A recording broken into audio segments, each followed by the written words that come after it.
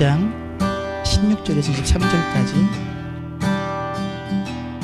여호와의 괴가 다윗성으로 들어올 때에 사울의 딸 미갈이 창으로 내다보다가 다윗 왕이 여호와 앞에서 뛰놀며 춤추는 것을 보고 심중에 그를 업신 여기니라.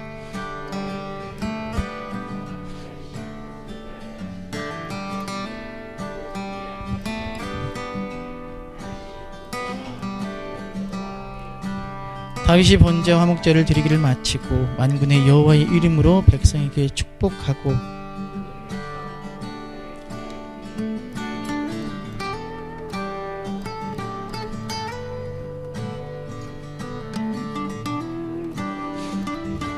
다윗이 자기의 가족에게 축복하러 돌아오며 사울의 딸 미갈이 나와서 다윗을 맞으며 이르되 이스라엘 왕이 오늘 어떻게 영화로우신지 방탕한 자가 염치 없이 자기의 몸을 드러내는 것처럼 오늘 그의 신복의 계집종의 눈앞에서 몸을 드러내셨도다 하니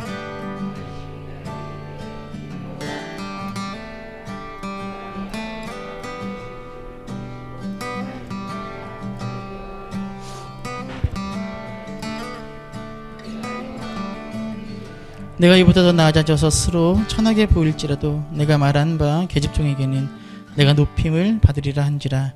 그러므로 사울의 딸 미갈이 죽는 날까지 그에게 자식이 없으니라. 아멘. 할렐루야. 총신대학원을 합격한 후에 2000년 1월부터 서울 구로구 독산동에 있는 성천교회에서 고등부 전도사로 사역한 적이 있습니다. 주일 아침에 수원에서 독산동까지 차가 없으니까 새벽 4시 반에 나와서 굉장히 제 마음에 많이 남는 교회입니다. 20년이 넘었어요. 근데 그 성천교회는 머리가 희끗하게 하얀 60대 중반의 장로님이 교육위원회 위원장이셨어요. 하도 오래돼서 그분 성함은 기억이 안 나는데 선명하게 기억이 나는 것이 하나 있습니다. 그분은 정말 깐깐하셨습니다. 그 성천교회 제가 다닐 때 사역할 때는 부목사님이 2분, 여자 전사님이 2분, 남자 교육전사님이 4분, 8분의 이제 교역자와 각 부의 부장사님들 그렇게 같이 교육위원회에 이제 들어가는데 이 장로님이요 교육위원회 때 쥐잡듯이 잡는 거예요. 부목사님들이요 찍소리를 못하는 거예요. 교역자 입장에서는 되게 안타깝죠. 이렇게 장로님이 이렇게 교육자들을 못 살게 굴까? 별거 아닌데도 막 화를 내시고 사소한 건데 굉장히 이것 가지고 혼을 내시는 거예요. 그 한 달에 한 번 있는 교육위원회에 들어가는 시간이 굉장히 고문이었습니다. 저는 또 이제 막내라서 많이 혼은 안 내셨지만 저번에 한번 말씀드렸던 그 수련회 답사를 위해서 장롱 면허인데 교회 15인승 가지고 태백에 답사 갈 때 제가 그 유턴했다가 제가요 언제 했던 저를 그 15인승 승합차에 태워서 태백에 보내신 분이 그 장로님이십니다. 무조건 가라는 거예요. 믿음이 그렇게 없냐는 거예요. 그런데 그해 3월에 청년부 주관으로 소리회를 초청해서 집회가 열려서 저녁에 청년부 주관이니까 한 중간 정도까지는 청년부가 자리를 차지하고 그 다음에 한 3분의 2 정도는 교회 젊은 집사님들이 앉았고 교회 예배당의 맨 뒤쪽은 누가 앉아 있었을까요? 네? 나이 많으신 분들과 장로님들 팔짱 탁 20년 전이니까 소리엘도 굉장히 젊을 때였거든요. 그럼 막 방방 뛰거든요. 그런데 그 집회 때 제 눈에 유독 눈에 띄었던 한 사람이 있었습니다. 머리가 하얀 한 분이 맨 앞에서 청년들과 함께 앉아서 헤드뱅잉을 하고 손을 들고 심지어는 막 점프를 하면서 찬양하는 거예요. 머리가 하얘니까 너무 눈에 띄는 거예요. 누구였을까요? 그 장로님이신 거예요. 근데 저는 교역자니까 이제 맨 뒤에서 딱 서서 예배를 드리니까 앞에 이렇게 팔짱 끼고 앉아있는 장로님들 한 얘기가 들리는 거예요. 주책이. 저게 뭔 짓이야. 들리는 거예요. 새벽 이슬 같은 주의 청년들이 찬양하는데요. 본인이 새벽 이슬 같지도 않으시면서 막 하시는 거예요. 땀 뻘뻘 흘리시면서 찬양하는 거예요. 옷도 다 벗으시고. 그 장로님의 그 찬양하는 모습이 저에게는 충격 그 자체였습니다. 항상 깐깐하고 엄격하고 흐트러짐이 없고, 이런 표현하면 좀 그렇지만 바늘로 찔러도 피한 발 안 날 것 같은 그런 분이셨는데 정말 뜻밖의 모습에 신선한 충격이었어요. 그리고 그해 이제 9월 초쯤에 제가 부득이하게 교회를 사임하게 됐습니다. 그리고 제가 그 가을에 이제 온누리교회로 온 거거든요. 사임하기 며칠 전에 그 장로님이 저를 당신의 사업장으로 초대하셨어요. 이제 헤어지기 전에 차 한 잔 마시자고. 저는 그 장로님이 뭐 하시는지 몰랐거든요. 사업장으로 오래요. 갔어요. 아주 작은 그 독산동, 그 산동네 같은 그 가난한 동네에 정말 작은 쌀가게를 하신 거예요. 사업장이라고 하기엔 좀 너무 좀 그런. 안에 들어가니까 쌀푸대가 쌓여 있고, 그리고 테이블이 있고, 둘이 앉으니까 꽉 차는 그런 자그마한 사업장을 하시더라고요. 그래서 장로님과 함께 그 테이블에 앉아서 차를 마시며 이런저런 얘기를 하다가 제가 용기를 내서 말씀을 드렸어요. 장로님, 많은 분들이 장로님이 너무 깐깐하다고 이야기를 해요. 장로님이 뭐라고 대답하셨는지 아십니까? 자신이 깐깐한 이유는 자기에게 맡겨진 일이 하나님께서 맡기신 일이라. 내 일이 아니라 주님께서 맡기신 일이고, 특별히 어린 생명들을 자라게 하고 돌보는 일이라 내가 깐깐하게 하지 않을 수 없다. 허투루 할 수 없다.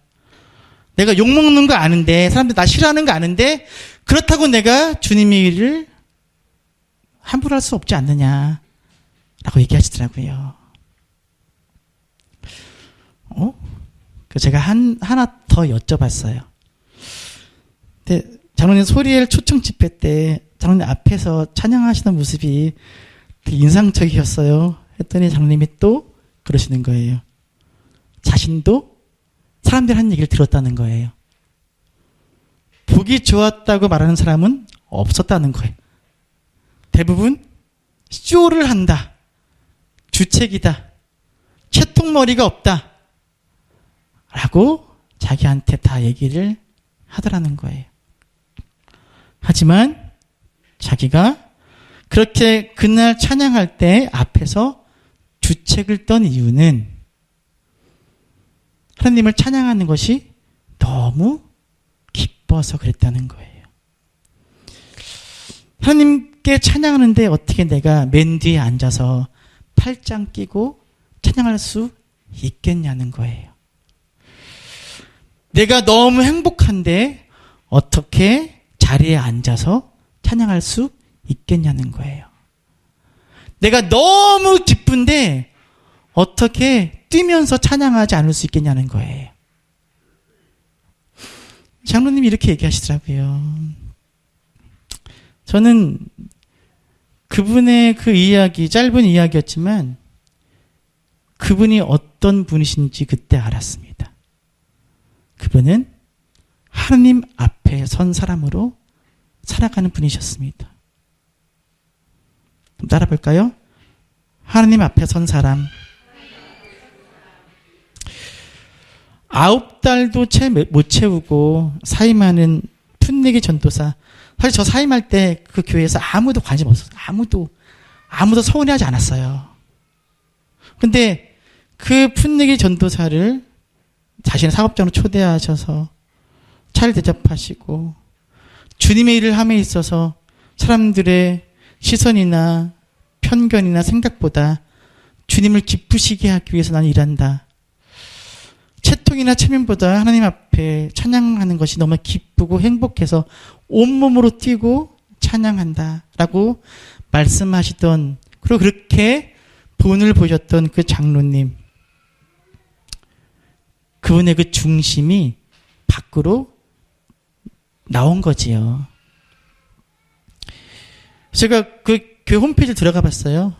근데 안 계시더라고요. 명예장로도 아니시더라고요. 제가 생각할 때는 돌아가신 것 같아요. 나이가 많이 되셔서. 네. 여러분, 우리가 주님 앞에 선 사람으로 살아갈 때 우리의 예배 모습과 기도하고 찬양하는 모습은요, 달라질 수밖에 없습니다. 오늘 읽은 다윗이 그랬습니다. 다윗은 하나님의 법궤가 성으로 들어올 때 춤을 춥니다. 14절 같이 읽어볼까요? 14절 읽습니다.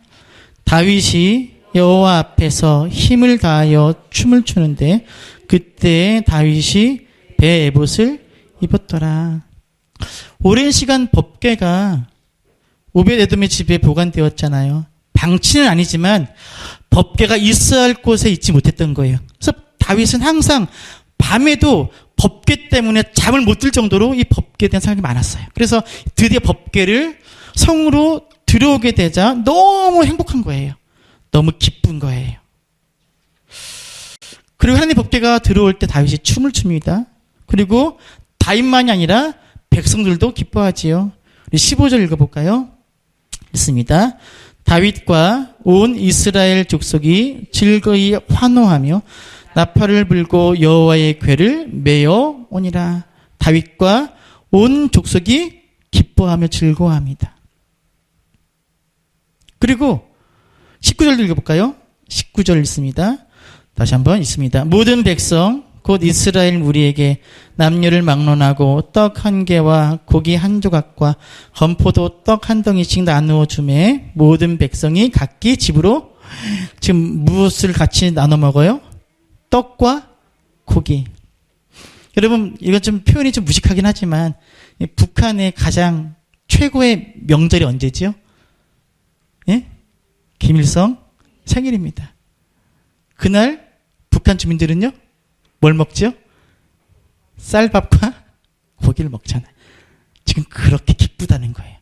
그렇게 온 백성이 기뻐하고 즐거이 먹을 정도로 하나님의 법궤가 성 안으로 들어오는 것이 너무 즐거운 거예요.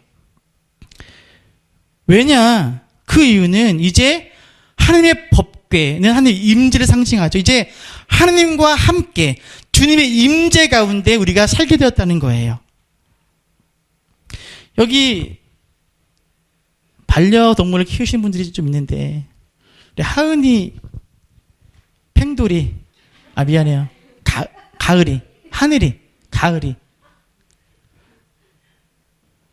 우리 하은이, 그 팽돌이가 더 나은 것 같은데? 팽돌이가 집에 들어왔을 때 좋았어, 안 좋았어요? 좋았죠. 그쵸? 그렇게 내가 키우고 싶던 강아지가 내 집에 들어와서 나랑 같이 살게 됐을 때 얼마나 행복했겠습니까? 저요? 제 아내랑 한 6개월 동안 밀락동에서 걸어가면 5분 거리를 제가 차로 태워다 주면서 하루에 한 2번씩 제가 매일같이 만났어요. 근데 왜 항상 마음이 허전하죠? 헤어지잖아, 맨날. 그래서 뭐 하고 싶은 거예요? 같이 살고 싶은 거잖아요. 하물며 강아지랑 살게 된 것도 기쁘고 사람과 살게 된 것도 기쁜데 하나님의 임재 가운데 법궤가 성 안에 들어오는 거예요. 하나님의 임재 가운데 살게 되니 얼마나 행복한 거예요. 기쁜 거예요. 그래서 지금 춤추며 기뻐하며 즐거워하는 거지요. 그런데 온 백성이 기뻐하는 이때 한 사람이 기뻐하지 못하고 오히려 경멸과 냉소로 다윗을 흉보입니다. 이게 누구예요? 다윗의 아내인 미갈입니다. 아마 다윗은 목자였다가 왕이 됐잖아요. 근데 미갈은 왕의 딸로 태어났잖아요. 그러니까 미갈은 아마도 다윗보다 왕으로서 또는 왕족으로서 가져야 할 어떤 채통, 권위, 체면을 더 중요시 여겼겠죠. 그래서 미갈이 다윗을 경멸하며 이야기합니다. 20절 다시 읽어볼까요? 잘 읽습니다. 다윗이 자기의 가족에게 축복하러 돌아오매 사울의 딸 미갈이 나와서 다윗을 맞으며 이르되 이스라엘 왕이 오늘 어떻게 영화로우신지 방탕한 자가 염치 없이 자기의 몸을 드러내는 것처럼 오늘 그의 신복의 계집종의 눈앞에서 몸을 드러내시도다. 다윗이 춤을 추다가 어떻게 되지? 사실은 역대서에 보면 옷이 벗겨졌잖아요. 하지만 이 미갈이요, 사실은 너무 표현이 심해요. 제가 가끔 말씀드렸지만 제가 집에서 요즘은 좀 덜 그러는데 예전에는요 집에서요 아이들하고 같이 막 춤도 추고 막 쇼를 해요. 그럼 아내가 그러거든요. 이 모습을 교우들이 봐야 되는데. 그러니까 이 정도는요 양호하잖아요.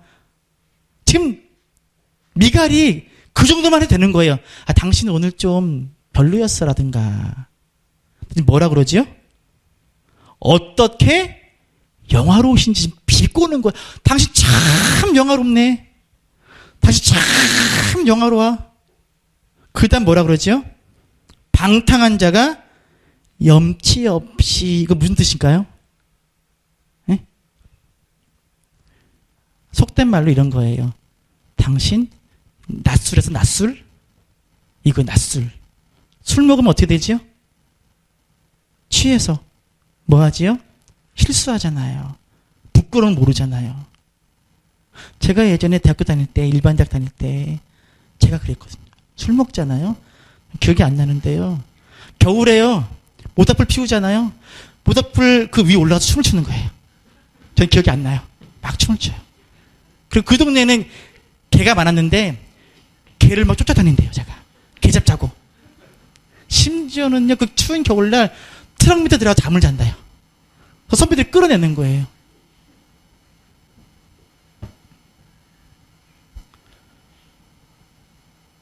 저는요 술 취해서요 똥도 싸봤어요. 옷에. 진짜로. 네. 왜 그러는 거죠? 뭐해서? 술 취해서. 부끄러움을 모른다는 거예요. 지금 미갈이 다윗이 그렇게 얘기하는 거예요. 당신 술 취한 사람이 부끄러운 건 모르듯이 당신 지금 그렇게 추해 라고 이야기하는 거예요.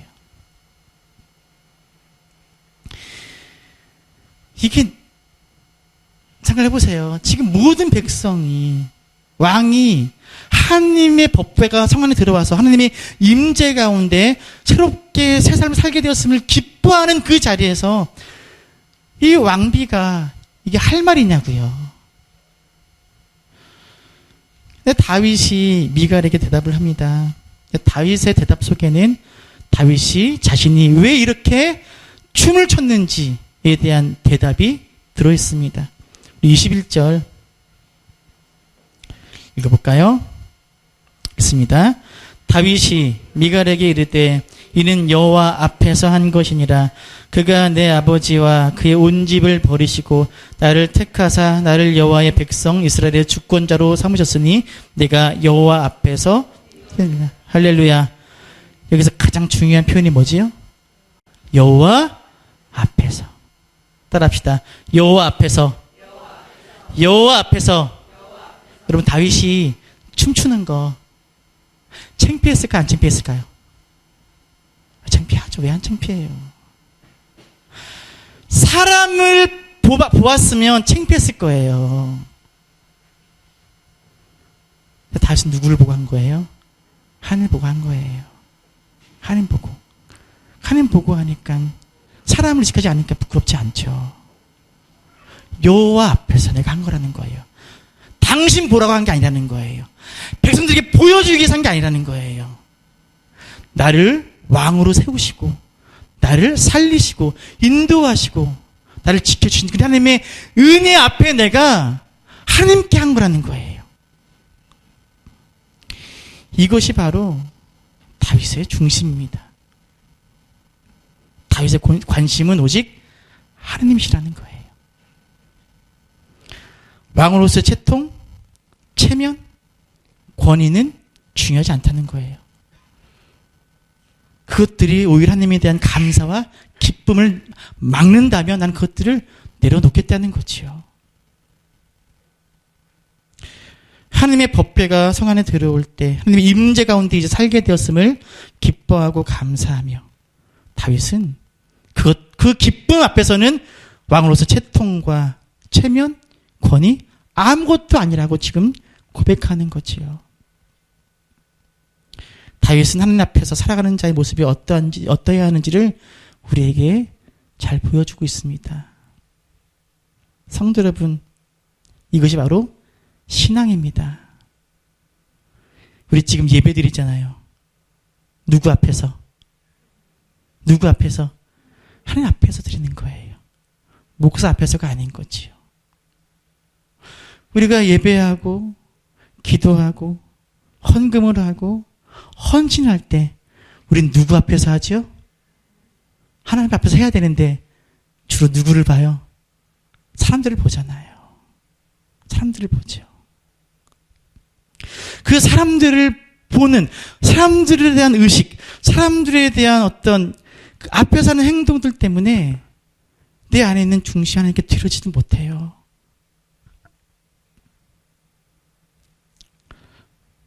저는 지난 성탄절 축하 발표회 때 그 마지막 했던 트롯 찬양? 트롯 캐롤? 저는 약간 실망했어요. 왠지 아세요? 네? 좀 더 망가질 줄 알았어요. 좀 더 약간. 근데 약간 선을 좀 지키셨더라고요. 제가 보고 이분들이 아직은 약간 망가질 수 있어야 돼요. 너무 기쁘니까, 너무 감사하니까. 저 여러분의 신앙의 행위가 사람 앞에서가 아니라 하나님 앞에서의 행위가 될 수 있기를 간절히 축원합니다. 우리의 신앙 행위가 하나님 앞에서가 아니라 사람 앞에서 하는 것이 될 때 그것을 주님이 뭐라 그러시죠? 외식이 되는 거, 외식. 너무 사람들 눈치 보지 마시고 너무 주위 바라보지 마시고 복음은 우리를 자유케 하는 힘이 있습니다. 한 나라의 왕마저도 춤추게 하는 이 은혜가, 이 자유함이 주님께로부터 흘러나오는데 하물며 우리는 더욱더 자유함을 가지고 하나님께 나아가야 되지 않겠습니까? 14절 다시 읽어볼까요? 읽습니다. 다윗이 여호와 앞에서 힘을 다하여 춤을 추는데 그때에 다윗이 배의 옷을 입었더라. 자, 다윗이 누구 앞에서? 여호와 앞에 춤을 추는데 어떻게요? 따라합시다. 힘을 다하여. 다윗이 춤출 때 옷이 벗겨진 이유가 여기에 있어요. 어떻게 춤췄다고요? 힘을 다하여 춤춘 거예요. 제가 지금 이 허리 벨트가 망가졌어요. 이제 안 잠겨요. 끝까지 해도 이게 풀러져서 내려와요. 왜 그런지 아세요? 모르세요? 배가 나갔고요. 요즘에 어느 날 밥 먹고 힘만 줬다가 이게 투석 힘을 다하니까 끊어져요. 힘을 다하니까 끊어져요. 다윗이요, 옷을 잘못 잡는 게 아니에요. 옷을 꽉 안 맨 게 아니에요. 잘 입었어요. 하지만 어떻게? 힘을 다하여 주니까 옷이 내려간 거예요.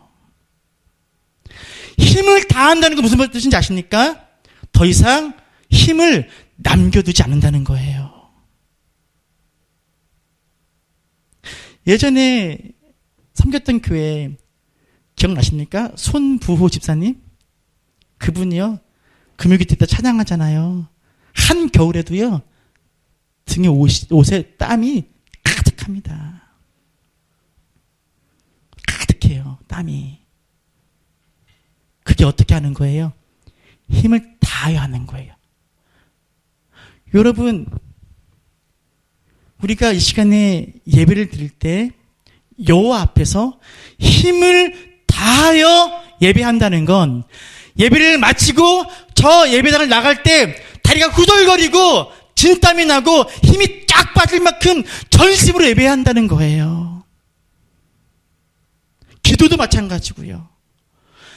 힘을 다한다는 거예요. 왜요? 누구 앞에서 하기 때문에? 하나님 앞에서 하기 때문에 그런다는 거예요. 근데 여러분, 그렇지 않잖아요. 힘이 남아 돌잖아요.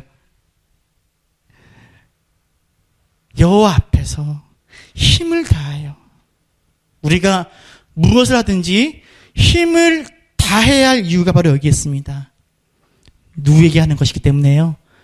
여호와 앞에서 하는 것이기 때문에 힘을 다할 수밖에 없다는 거예요. 우리는 하나님 앞에서 힘을 다하여 예배해야 합니다. 우리는 하나님 앞에서 힘을 다하여 기도해야 돼요. 금요기도회 때 사실은 제가 고민이 되게 많았어요. 금요기도회를 매주 하는 게 너무 힘든 거예요. 너무 힘들어요. 기도회를 마치면은 제가 몇 번은 이렇게 쓰러질 뻔한 적도 있어요. 너무 기운이 다 빠져갖고. 너무 힘든데 이거 해야 되나? 한 달에 한 번 할까? 격주를 할까? 금요기도를 마치고 돌아갈 때는요, 여러분이요, 너무 힘들어야 돼요. 몸이. 그 영은 맑고 깨끗하게 해주고 기쁘지만 몸은 너무 힘들어야 돼요. 왜요? 힘을 다하여 하나님께 기도한 사람은요, 그럴 수밖에 없어요. 그런데 하나님께 나온 것이 아니라 목사님 때문에, 또 내가 직분자라서, 또는 사람들 체면 때문에 이렇게 와서 그렇게 좀 기도하다 가면요, 갈 때 힘이 남아서 가는 거죠. 그렇지 않다는 거예요. 여호와 앞에서 힘을 다하여. 이것이 다윗이 우리에게 보여주는 하나님께서 기뻐하시는 중심의 사람의 모습입니다. 그래서 금요기도는 계속 하기로 했어요. 힘을 다하여 하기로 했습니다. 실망하시는 거예요, 지금? 아니시죠?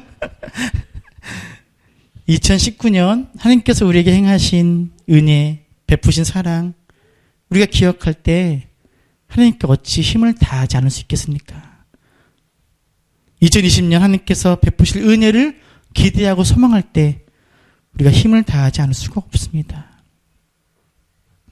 16세기 종교개혁자들이 부패했던 중세 교회를 개혁하기 위해서 외쳤던 슬로건이 있습니다. 뭐지요? 다시잖아요. 코람 데오. 코람은 누구누구 앞에서, 데오는 하나님, 데우스의 변형이에요. 하나님 앞에서. 이 코람 데오는 이런 뜻이에요. 따라합시다. 하나님 앞에서, 하나님의 권위 아래, 하나님의 영광을 위해, 이 세 가지 담겠습니다. 첫 번째 뭐라고요? 하나님 앞에서. 두 번째, 하나님의 권위 아래. 세 번째, 하나님의 영광을 위해 살아가는 것이 코람데오의 삶이에요. 하나님의 면전 앞에서 살아가는 사람. 여러분, 하나님 앞에서 힘을 다하여 살아가시기를 시간 축원합니다. 부탁드리기는 목사 앞에서 설 필요 없어요. 여러분, 목사한테 잘 볼 필요 없습니다. 저번에 한번 말씀드렸잖아요. 성경 강의 때 한국에는 5만 개의 교회가 있고 5만 명의 교황이 있다고. 다임 목사들이 완전 그래요. 그럴 필요 없어요, 여러분. 저한테 잘 보이지 않으셔도 돼요. 저한테 잘하지 않으셔도 돼요. 저야 서운하겠지만, 인간이라 서운하겠지만 그게 중요한 게 아니에요. 누구 앞에서? 여호와 앞에서.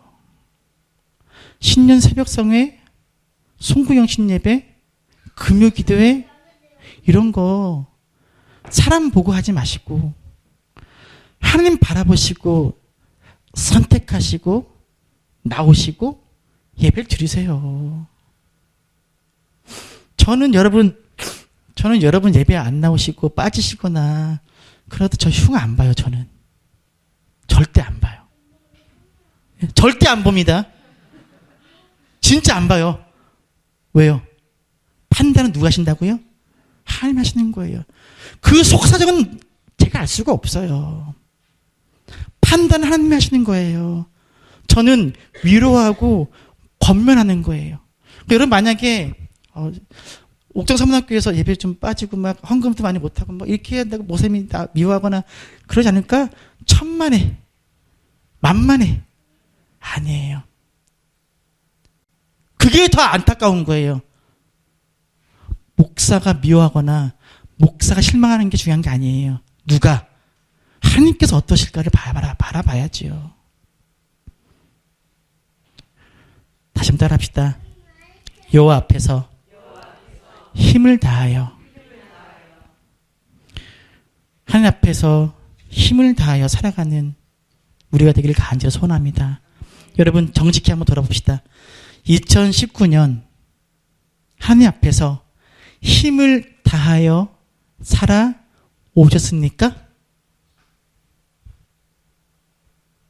대답이 없습니다. 아니란 거죠? 그렇기 때문에 우리에게 뭐가 주어지는 거예요? 2020년이 주어지는 거예요. 그래서 저는 너무 감사해요.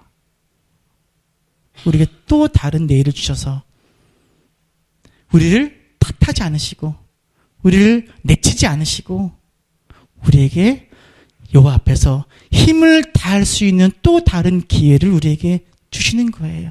얼마나 감사해요. 2020년 마지막 주일 예배 때 제가 여러분께 여쭤볼게요. 1년 뒤에 2020년 여호와께 힘을 다하여 살아오셨습니까? 라고 물었을 때 오늘 이렇게만 하시면 안 돼요. 그때 어떻게 해요? 여러분의 대답이 나와야죠. 뭐라고요? 아멘! 왜 이렇게 손발이 안 맞지? 자, 상상해 봅시다. 오늘이 2020년이에요.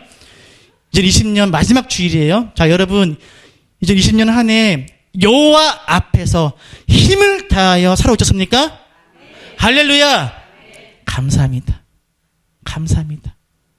이것이 옥정섬락교회가 살아내야 될 우리가 함께 꿈꿔야 할 신앙의 모습인 줄로 믿습니다. 여호와 앞에서 힘을 다하여 코람데오의 모습으로 여호와 앞에서 여호와의 주권 아래에서 여호와의 영광을 위하여 살아가는 우리가 되기를 시간 축원합니다.